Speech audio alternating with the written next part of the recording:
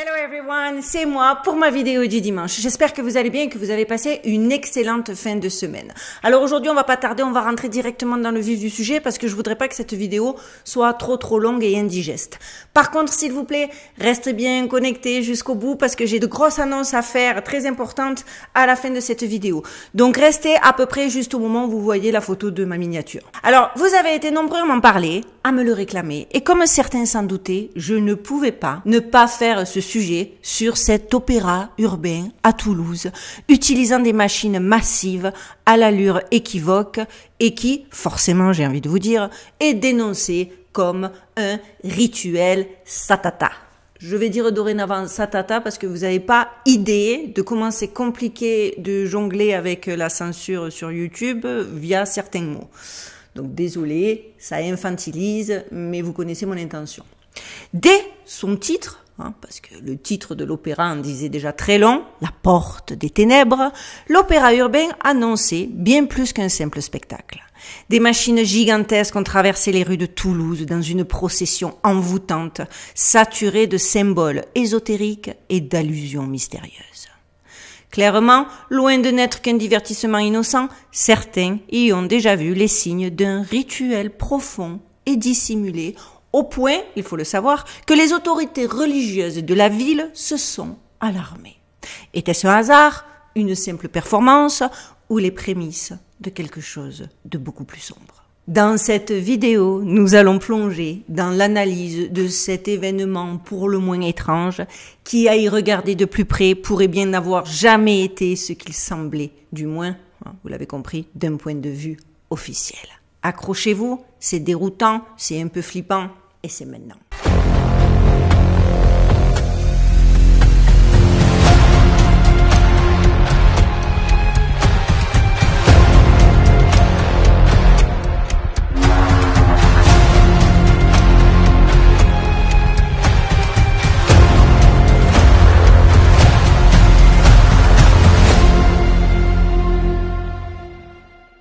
Alors déjà, en juillet dernier, Paris a accueilli la cérémonie d'ouverture des Jeux Olympiques. Un événement qui a semblé célébrer moins le sport que le mal absolu. Pour ceux qui n'auraient pas vu ma vidéo, je vous mets le lien en barre de description de celle-ci.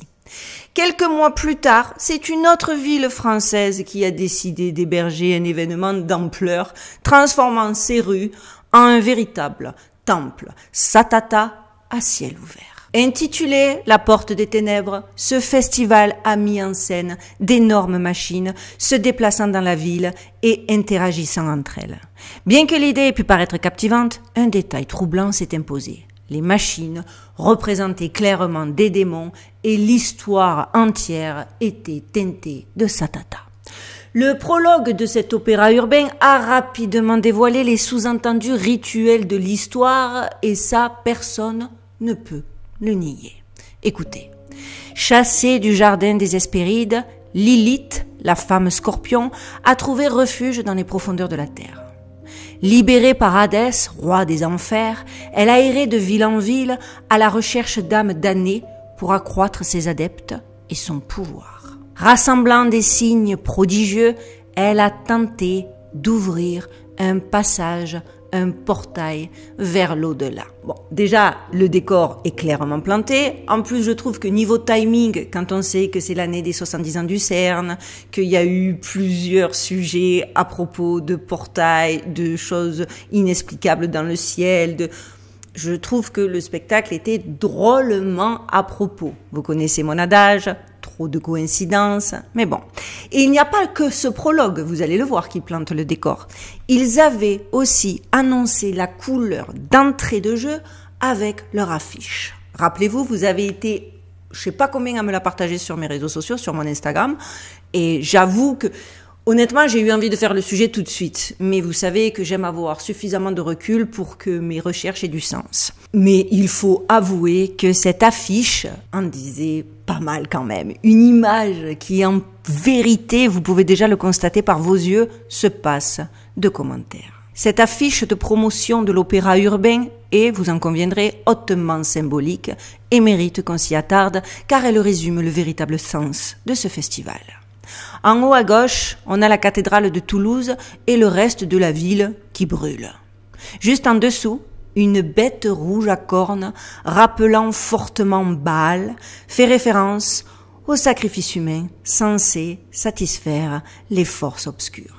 Et encore une fois, comme pour la fameuse allusion au portail vers l'au-delà, rappelez-vous, j'ai fait diverses vidéos, lien en barre de description de celle-ci aussi, et vous savez combien cette année, la symbolique de la génisse rouge s'est retrouvée de partout. Du clip de Beyoncé à des spectacles obscurs de fond de scène, jusqu'en passant par la Fashion Week. Là encore, fin 2024, on a sur une affiche une génisse rouge. Je pose ça là, que les plus intelligents en tirent les conclusions qui s'imposent. En bas, à droite, une figure angélique se tient au-dessus de squelettes ambulants.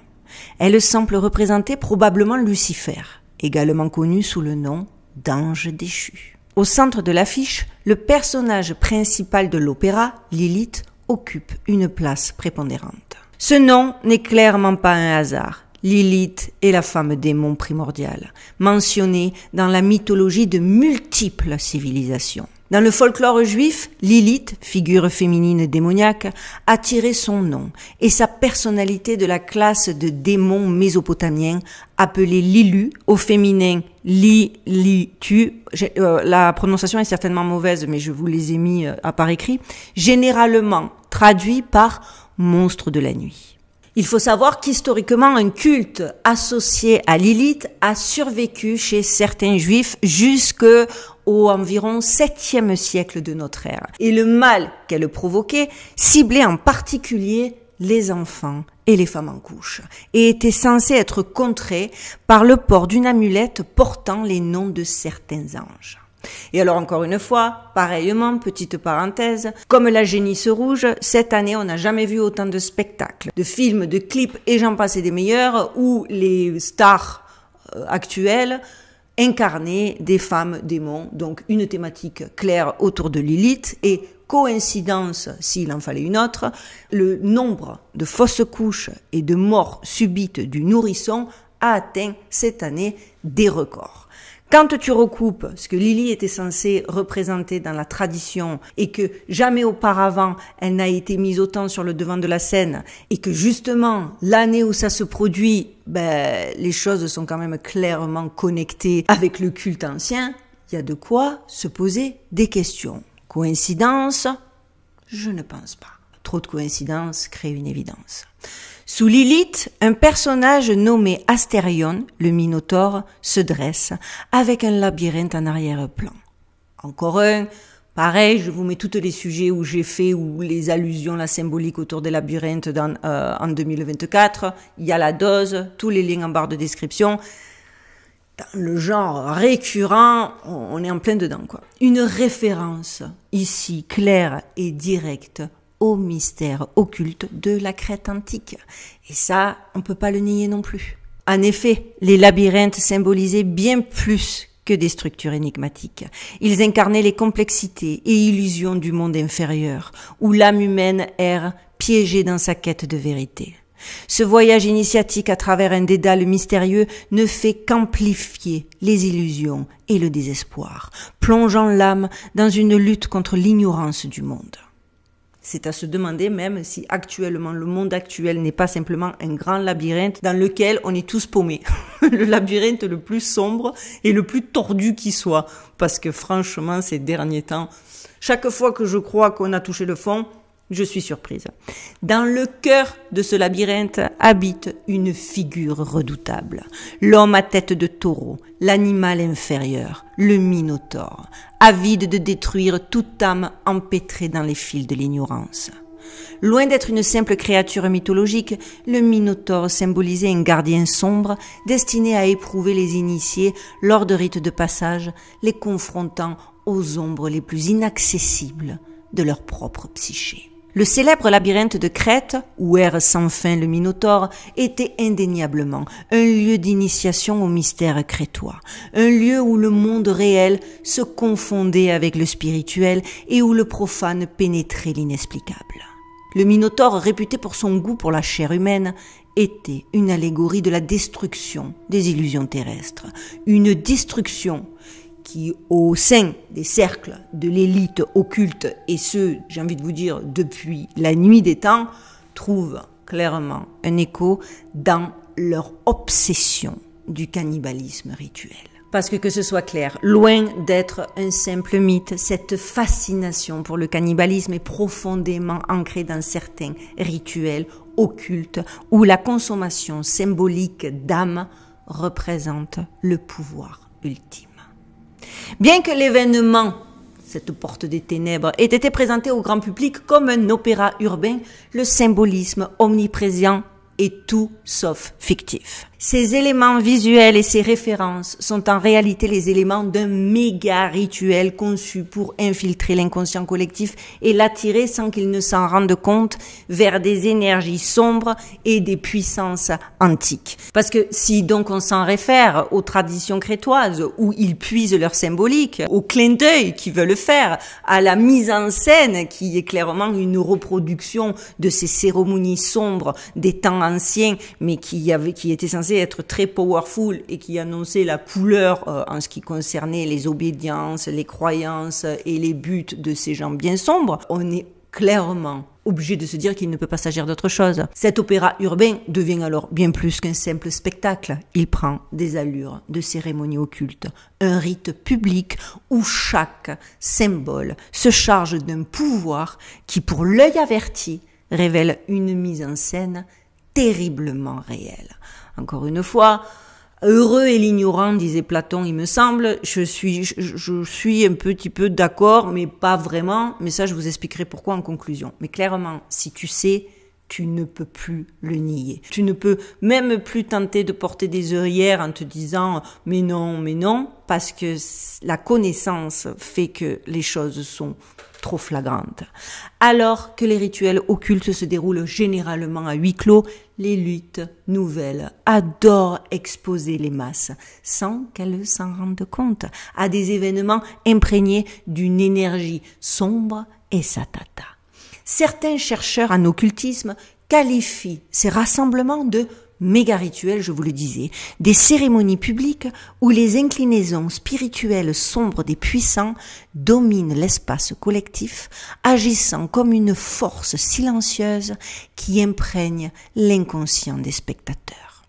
La porte des ténèbres, ce show juste sombre, est le parfait exemple de cet agenda caché. Un festival qui, sous prétexte de spectacle, déploie un symbolisme lourd, attirant l'attention, mais en masquant intentionnellement son véritable message. Et comme je vous le disais en introduction, c'est de plus en plus fréquent. Maintenant, c'est à chaque événement public. Les organisateurs, bien évidemment, nient avec insistance toute intention satata. Mais cela fait bien évidemment partie du jeu. La première règle de ceux qui pratiquent de tels cultes est de nier leur implication.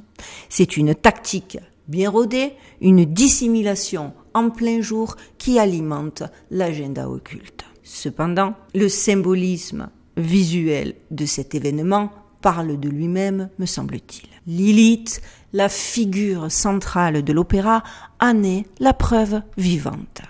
Ces boucles d'oreilles arborent des croix inversées, le symbole ultime du satata conçu pour pervertir les valeurs chrétiennes.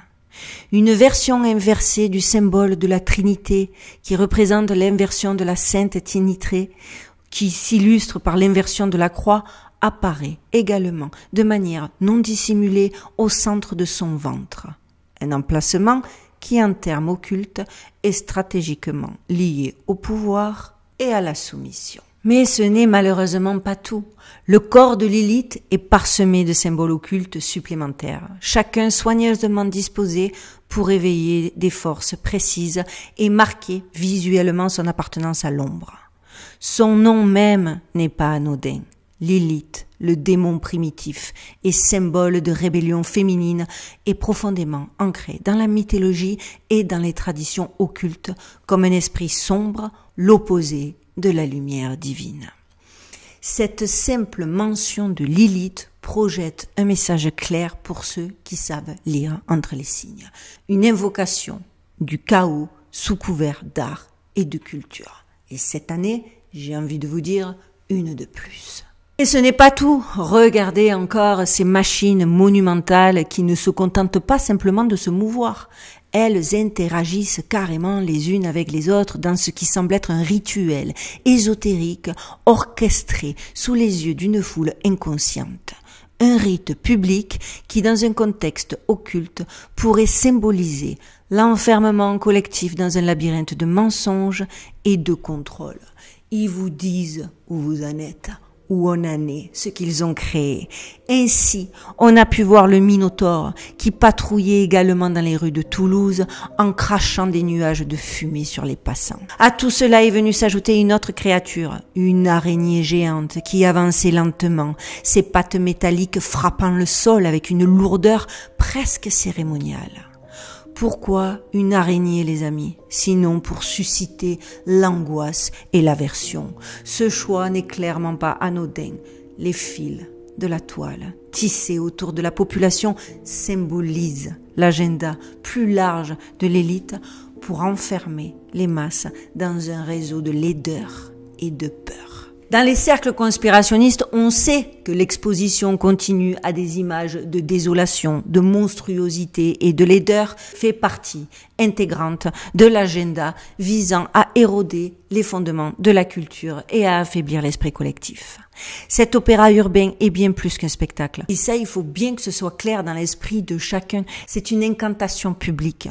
Un méga rituel, je le répète, mais parce qu'il faut vraiment l'imprégner, où chaque mouvement, chaque symbole est calculé pour infiltrer les consciences, une célébration sinistre de la déchéance orchestrée par ceux qui cherchent à remodeler la société selon leur vision obscure. On le voit déjà dans mes dossiers de Il était une fois du Mystère D, tout a une influence, a une incidence sur votre développement, sur votre psyché, sur votre moi, sur votre surmoi, sur votre inconscient, et on ne peut pas le nier. Et c'est pour ça qu'il est important d'éveiller les gens au fait qu'il faut être en conscience pour éviter que ça nous impacte trop fort.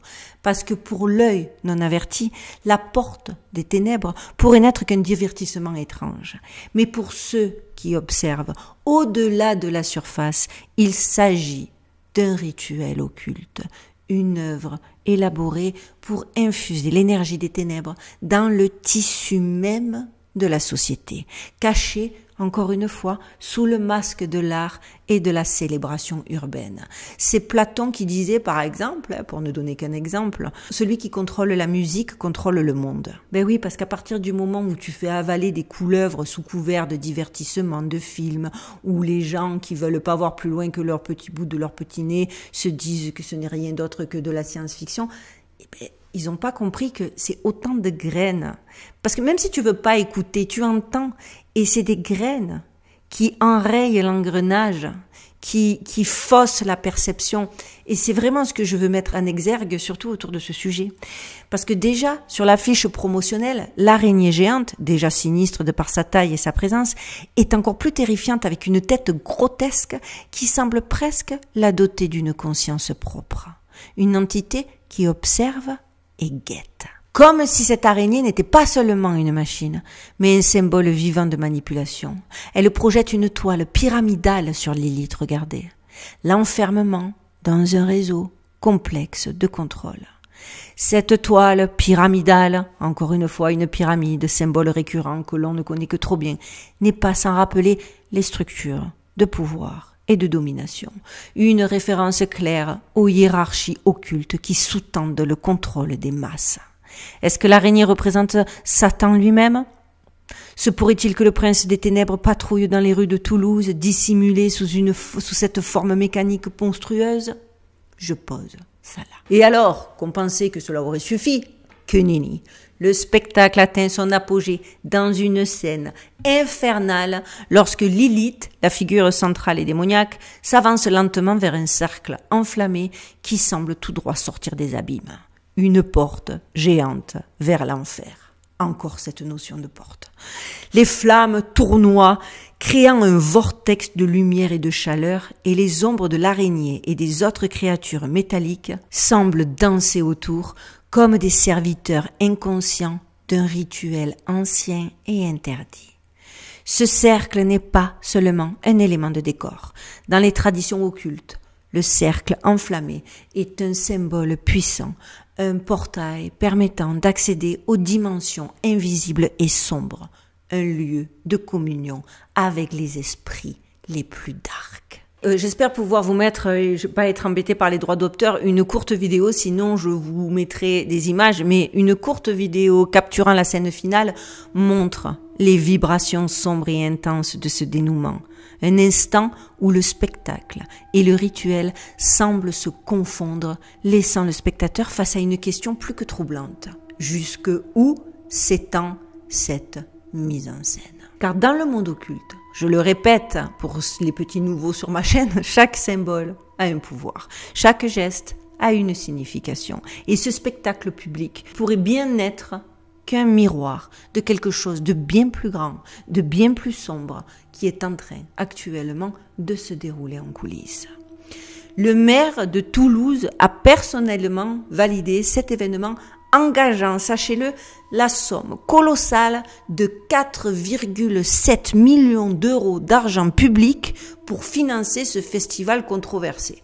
Encore une fois, quand il s'agit d'aider la veuve et l'orphelin ou les gens qui ont des difficultés à boucler les fins de mois ou le nombre grandissant de personnes sans abri ou réinjecter dans les caisses de façon à aider la population qui actuellement est en désœuvrement complet, non, on décide de mettre 4,7 millions d'euros pour financer un festival. Déjà en soi, quand bien même le festival aurait été au top du top et vraiment un enchantement pour les yeux, c'est compliqué à avaler compte tenu qu'après tu rentres chez toi, sans chauffage, sans électricité, avec des pâtes pour finir le mois, ça aurait été scandaleux. Mais quand en plus tu vois la laideur du truc, que tu comprends le message qui est véhiculé, c'est scandaleux, c'est scandaleux. En d'autres termes, le gouvernement local a officiellement soutenu un rituel qui, aux yeux de certains, célébrait les forces du mal.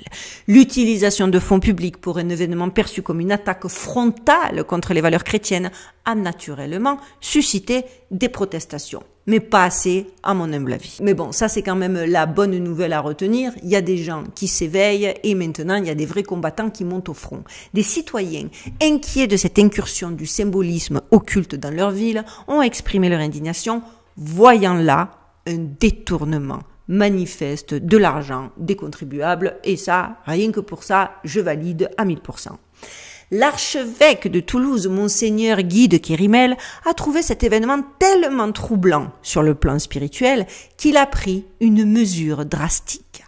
Le 16 octobre, il a consacré la ville et le diocèse au Sacré-Cœur de Jésus, implorant une protection divine contre ces menaces sombres qu'il percevait dans l'air même de Toulouse.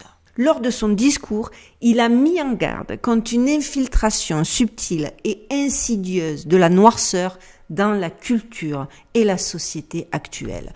Je vous lis quelques passages de son discours qui, moi, personnellement, sans être pour autant une grenouille de bénitier, vous me connaissez depuis suffisamment longtemps pour le savoir, m'a profondément marqué. Et ce qui m'a agacé aussi, c'est que bien évidemment, il a été tourné en dérision, comme chaque fois qu'un catholique prend la parole, en fait. C'est ce qui est bien disturbant. Donc, laissez-moi vous lire quelques passages. Des nuages sombres se rassemblent sur notre monde. Les ténèbres et la morosité deviennent une tendance partout et s'enracinent perfidement dans notre vie quotidienne, sans que nous le voyions, sans que nous le sachions, dans notre lecture, notre art et notre musique, au point de devenir une normalité.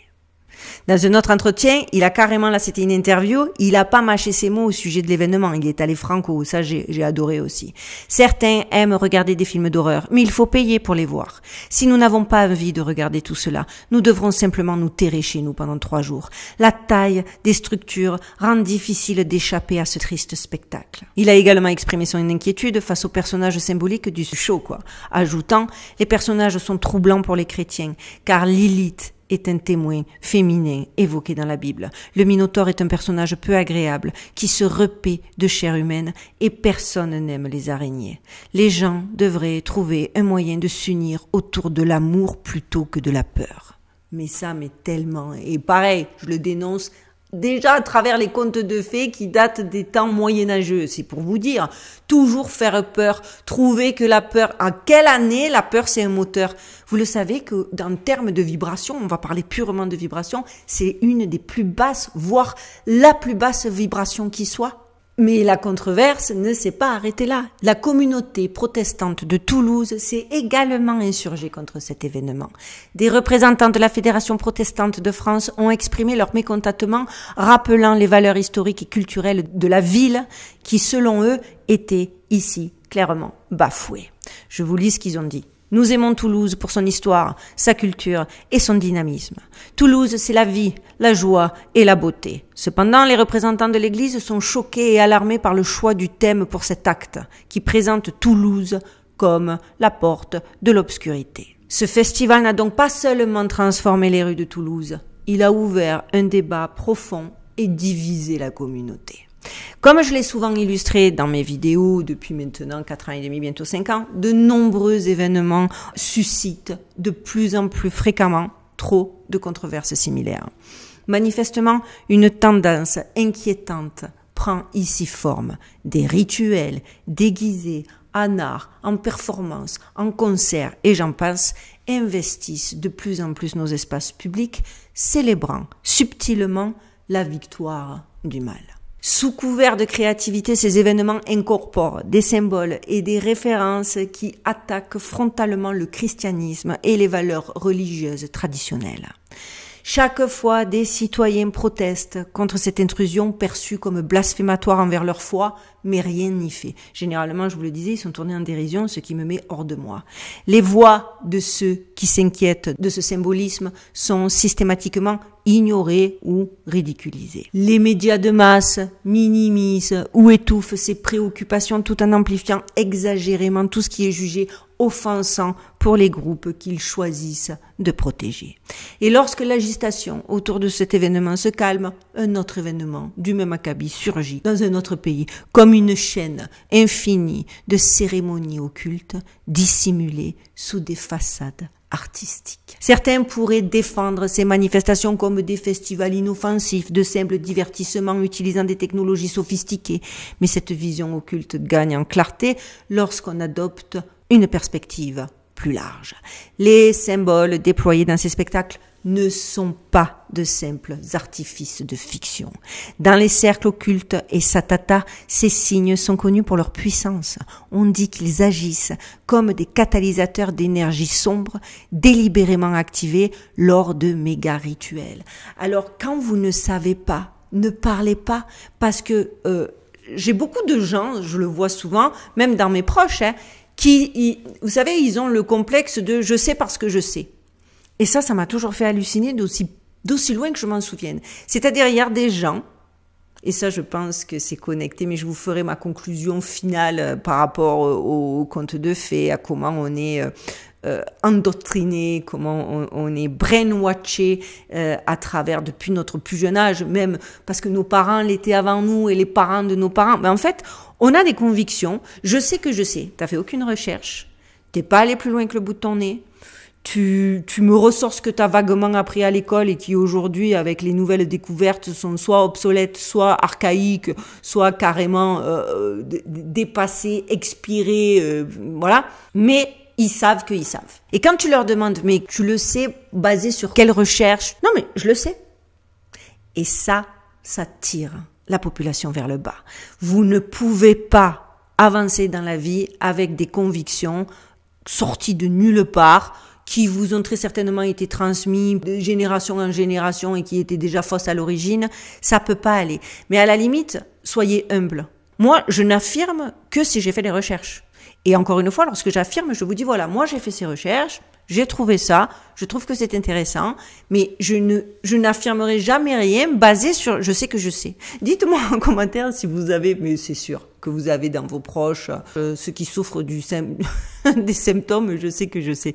Parce que faut leur faire comprendre. Là, tu te tires vers le bas et tu nous entraînes avec toi et c'est malheureux, c'est malheureux. Parce que ce pouvoir, les amis, n'est pas imaginaire. Ces symboles, lorsqu'ils sont diffusés à grande échelle et surtout dans le cadre d'une cérémonie publique où des milliers de personnes les contemplent sans s'en rendre compte, amplifient c'est les égrégores, leur influence.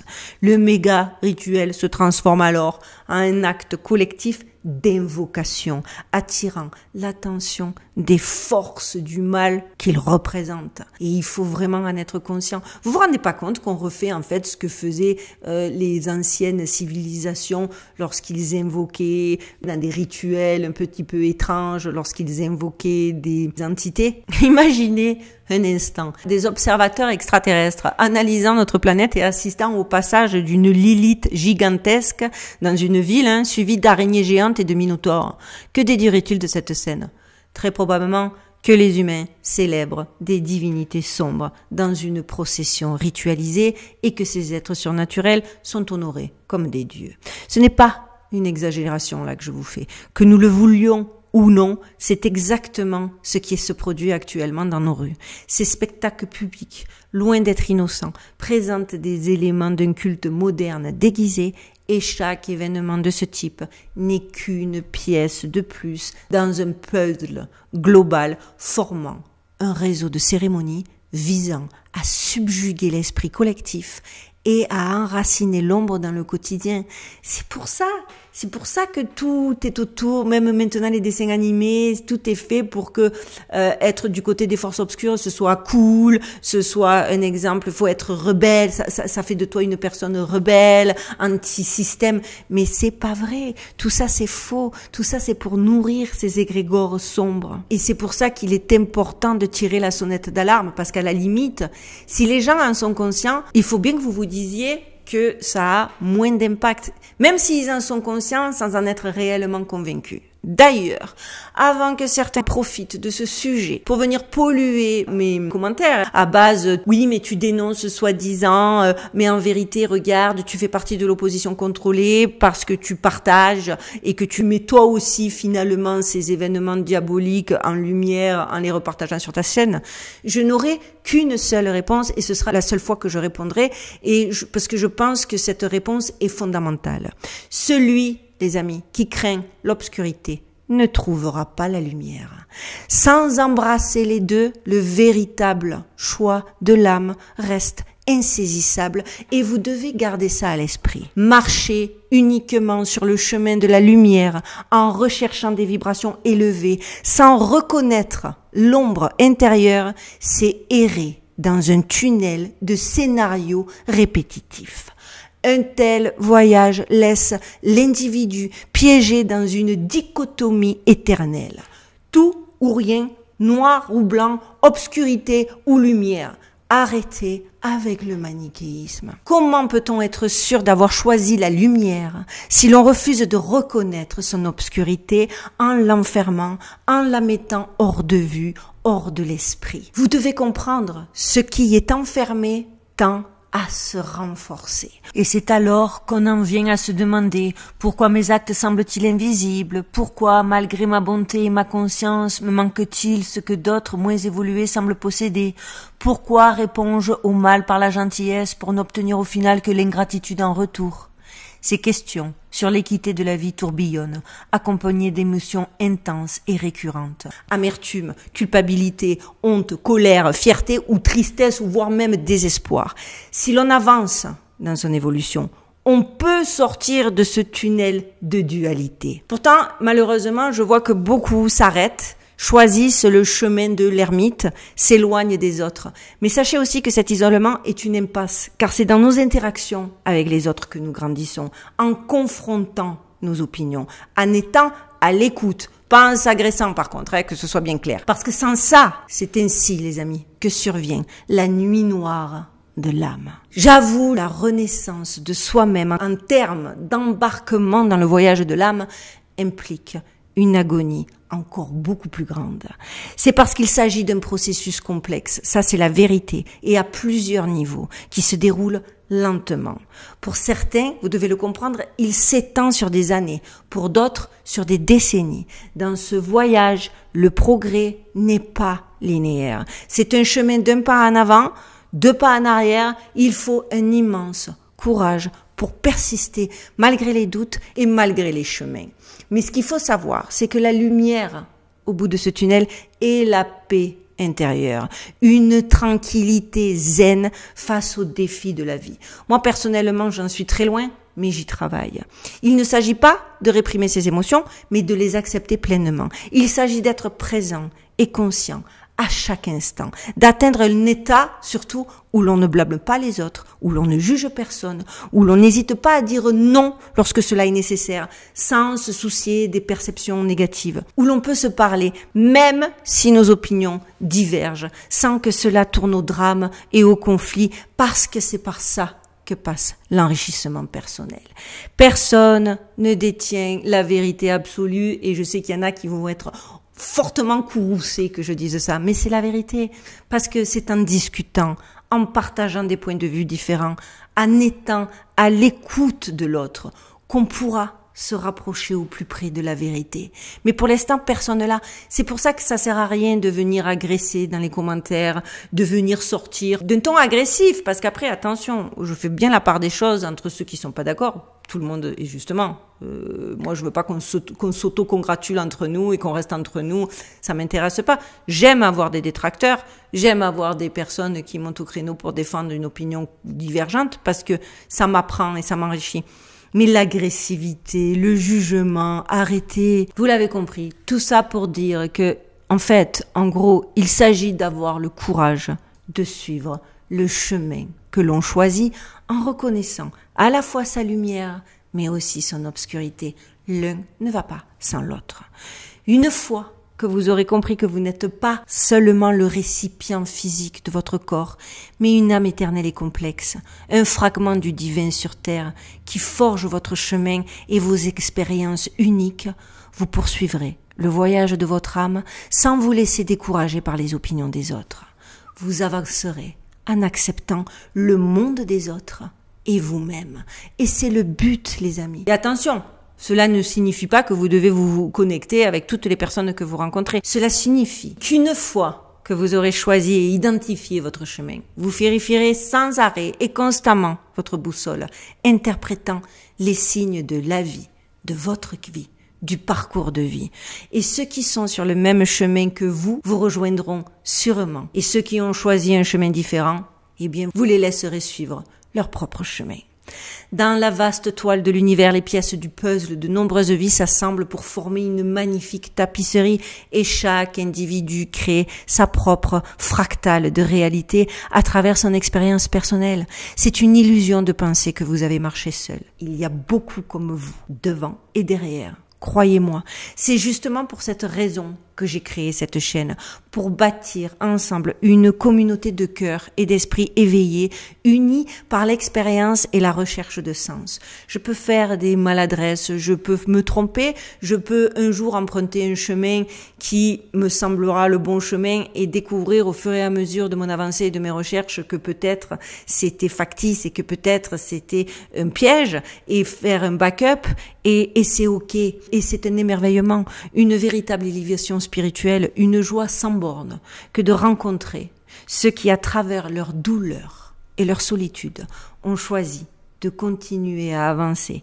transformant chaque pas en acte de courage. Parce que c'est de ça, hein, je le répète, si vous n'avez pas peur, vous n'êtes pas courageux. Sur ma chaîne, ici, nous apprenons et grandissons ensemble dans cette danse infinie de la conscience. Et c'est dans cette connexion profonde, ce partage authentique qui nous permet de découvrir que malgré les défis et les moments de doute, nous ne sommes jamais réellement seuls. Et c'est bien ça la force de cette communauté. Et c'est pour ça que je mets tant d'efforts dans ma chaîne et c'est pour ça que peu importe mes obligations alimentaires, mes différents jobs, mon fils, etc., j'essaie d'être avec vous autant que possible parce que je crois en cette force collective, mais j'y crois vraiment du plus profond de mon âme. D'ailleurs, avant de vous laisser, et parce que je trouvais que cela collait parfaitement au sujet, je voudrais remercier l'une de mes abonnées qui m'a envoyé, c'est pas la première fois, je vous en avais déjà parlé, et elle m'a renvoyé ces 2 livres incroyables. Les passeurs d'âme, je sais pas si vous voyez bien, je vais essayer de le mettre là. Les secrets de l'au-delà. Comment appréhender ses propres mystères. Honnêtement, si ce genre d'écrit vous plaise, vous pourrez retrouver toutes les informations sur ces livres dans la barre de description de cette vidéo. Merci énormément à l'auteur Martine Dick pour son partage et pour sa confiance. Parce que c'est vraiment des livres de qualité. Allez-y, n'hésitez pas. Et parce que vous avez été aussi plusieurs à me redemander leurs coordonnées et que j'ai eu de super retours de ceux qui les avaient contactés, je me permets de vous remettre en barre de description leurs informations. Les L. Parce que vous le savez, les L, je vous en ai déjà parlé, elles sont extraordinaires. Moi, elles m'ont fait un bien fou. Elles proposent des soins énergétiques basés sur diverses pratiques comme le Reiki, le Lao Chi, le magnétisme et la géobiologie entre autres. Ces techniques permettent de traiter aussi bien les humains et les animaux que les lieux, comme les maisons, les bureaux, pour les déséquilibres énergétiques par exemple. Les soins proposés agissent sur divers maux physiques et émotionnels en complément de soins médicaux classiques pour réaligner les énergies et purifier les chakras. Ces praticiennes offrent aussi des services de libération karmique, délivrance spirituelle et harmonisation d'espace pour éliminer d'éventuels troubles énergétiques. Les traitements sont toujours réalisés avec neutralité et respect. Pareil, vous savez que je ne recommande que ce que je teste et là, même si au départ, je l'ai expliqué dans ma première vidéo, je vous en ai parlé, j'y suis allée pas à reculons, c'est pas le terme, mais j'étais un peu sceptique, un peu en mode, allez, on va voir ça. Perso, j'ai été bluffée. Je vais pas vous mentir, Je vais pas vous mentir. Donc, n'hésitez pas à les contacter si ça parle à votre âme. Et enfin, le meilleur pour la fin, j'ai envie de vous dire, vous allez comprendre pourquoi je dis ça, je voulais souhaiter un merveilleux, un brillant, un éblouissant Happy Birthday à Michael. Michael, je te souhaite un très bon et un très bel anniversaire. Et en ce jour de ton anniversaire, il me semble que quelqu'un a quelque chose d'hyper important à te demander. Quelque chose qui va bouleverser vos vies. Alors Michael, je vous laisse finir en privé parce que je trouve ça trop beau et je vous félicite du fond du cœur et tous mes vœux vous accompagnent. Félicitations. Les amis, c'est fini pour nous sur cette... Quelle meilleure fin que de célébrer l'amour. Voilà, pour nous, on s'arrête là. N'oubliez pas, vous savez que YouTube n'aime pas mes sujets, voire me boycotte. J'ai vu que ça s'était remis à ce shadowban. Vérifiez donc que vous êtes toujours abonné parce qu'il désabonne. Et surtout, pour que ma vidéo soit suggérée au plus grand nombre, parce que je pense qu'elle est importante, n'oubliez pas, on like, on commente, on partage. Les petits nouveaux, abonnez-vous. Je vous ai fait tout un speech sur l'importance qu'on soit nombreux. Je pense que à partir de là, tout est dit. Et rejoignez-moi sur mon Instagram. J'y suis très active en story et ça permet de garder le contact en semaine. Voilà, on se retrouve Mister D pour un sujet. Ah, je les adore à chaque fois de toute façon. Mais je pense que celui-là, il va vous plaire. Même, ouais, je pense que celui-là, il va grave vous interpeller parce que vous allez voir, il est brutal, j'ai envie de dire. Voilà, je vous laisse. Je vous souhaite de passer une excellente fin de dimanche. En attendant, n'oubliez pas, prenez soin de vous, prenez soin de vos proches, gardez l'œil ouvert et surtout, surtout les amis, stay safe.